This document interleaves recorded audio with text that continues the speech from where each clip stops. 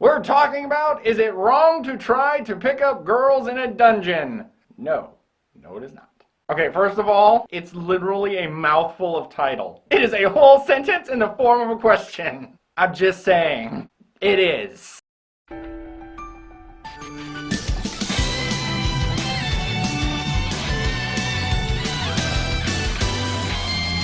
At first, this anime is very strange because it's not SAO, but it has SAO rules and terminology. And that kind of throws you for a minute. I was sitting there thinking, why am I hearing SAO speak? This isn't SAO. Why are you talking about levels and floor bosses? But as the series goes on, it kind of makes a little more sense because the gods are among people. And you go into the dungeon. Once I took into consideration the gods, and you know, this is for the gods and the godness.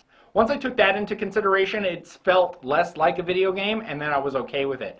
This is a real-life RPG. If an RPG was real, it would be like this. Not like playing an RPG, I mean if your life was an RPG. Like you had to go out, kill monsters, get stronger, and then kill that one monster so you could eat tonight. Like a real-life RPG. And then you had to drink your fucking potions or sleep it off so you could get up the next day and do it again. That's what this feels like. You run out of magic, you know what happens? You kind of go unconscious. They call it Mind Zero, which means you're dead meat if you're in this dungeon and you can't get out. You don't respawn. The bosses, the monsters, respawn, which is fucked up, but you don't. You die. So I'm willing to accept that, but at first I was like, why are they talking about leveling? This doesn't make any sense. I don't care that it's super awesome stats on your back, like this is Prison Break, because that's pretty awesome.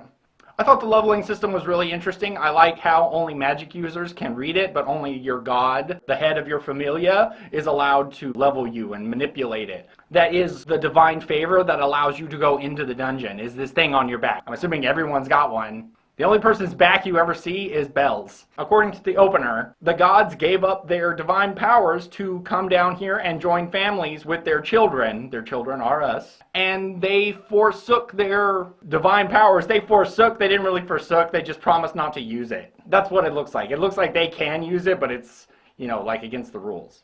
But it's against the rules. It's not the same as I don't have them anymore. It's, well, I'm not supposed to save you, but I guess. There are a whole lot of unanswered questions. I understand it's based on a light novel, but I'm just going off of what I saw in the anime. And from what I saw in the anime, what the hell good are the gods for other than starting family gangs? They're kind of gangs. And that is kind of religion in a nutshell. A deity gang war. The gods have excellent dinner parties with super modern fashion because everyone there is either in a cocktail dress or in a tuxedo and everybody else is in period garment. And don't just think that they're Greek gods because they're not. They're just gods. Loki's here, Hephaestus is here, Freya is here, obviously Hestia is here. There's the Japanese thunder god who's getting bullied by Hermes. I'm not going to say this right. This guy, he's like the Irish god of healing. I apologize to you, O Irish god.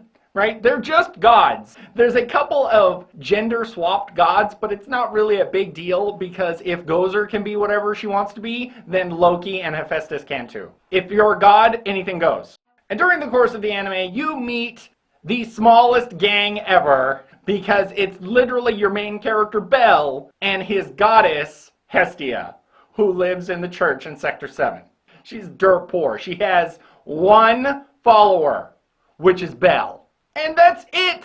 And so you meet Belle, and he's doing his best to go through the dungeon, but Belle sucks. And the first time you ever meet Belle, he's running for his life from a Minotaur. I don't blame him. If I was getting chased by a Minotaur, I would fucking run.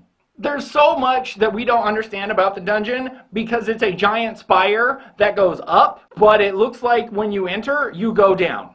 Belle is literally on level 1 of the dungeon, and this thing from like level 8 comes to try and kick his ass. And it's gonna. And then he is saved by the Sword Princess.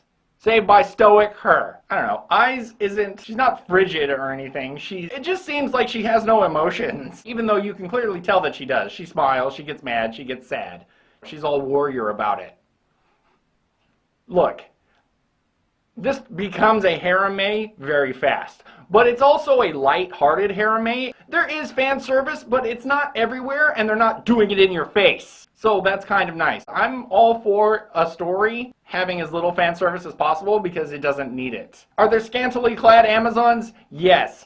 Are they playing D&D? Yes. So we talked about Bel, but we need to talk about his goddess, who's the real main character. Let's be honest, she's the real main character. She's also the narrator. Hestia, who is the goddess of the hearth, and I believe the goddess of the fire. And if you didn't know that, I don't blame you, because we didn't either.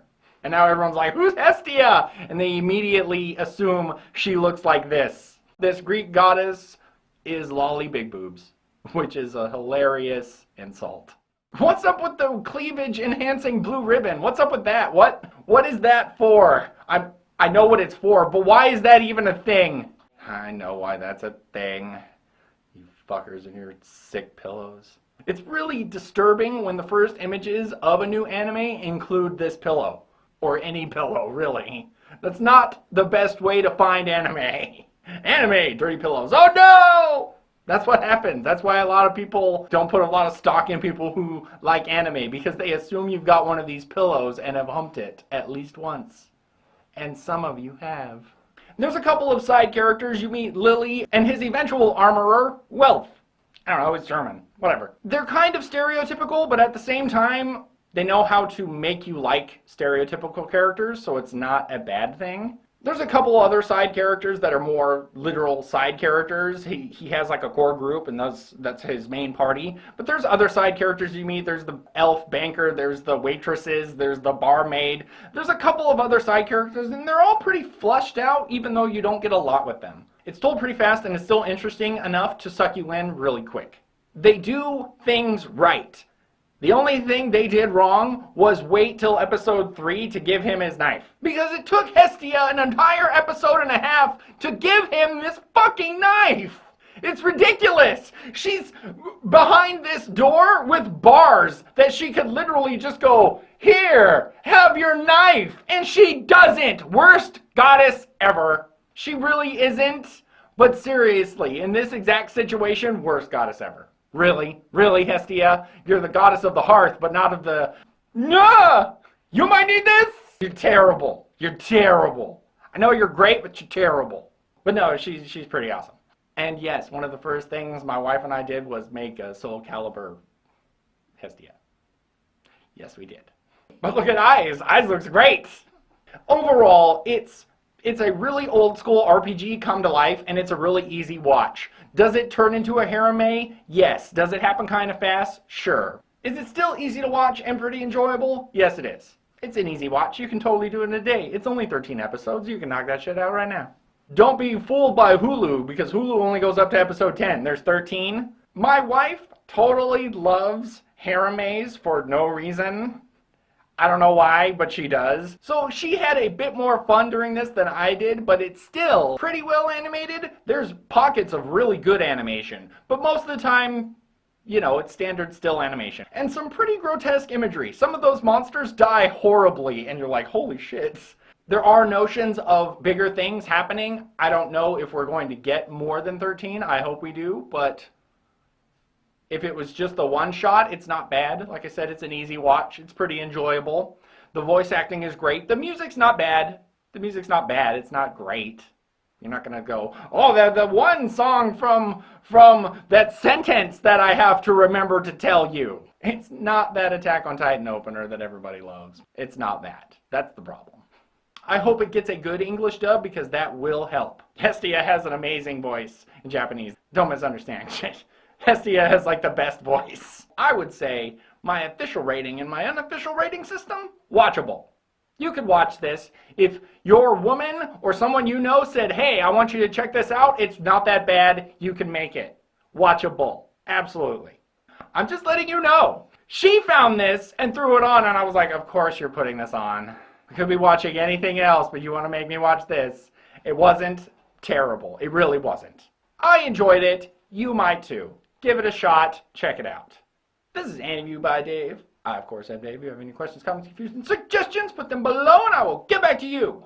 See you next time, adventurers. And by all means, if you know of a brand new series that is either happening right now or is about to happen, leave a comment and I will check it out.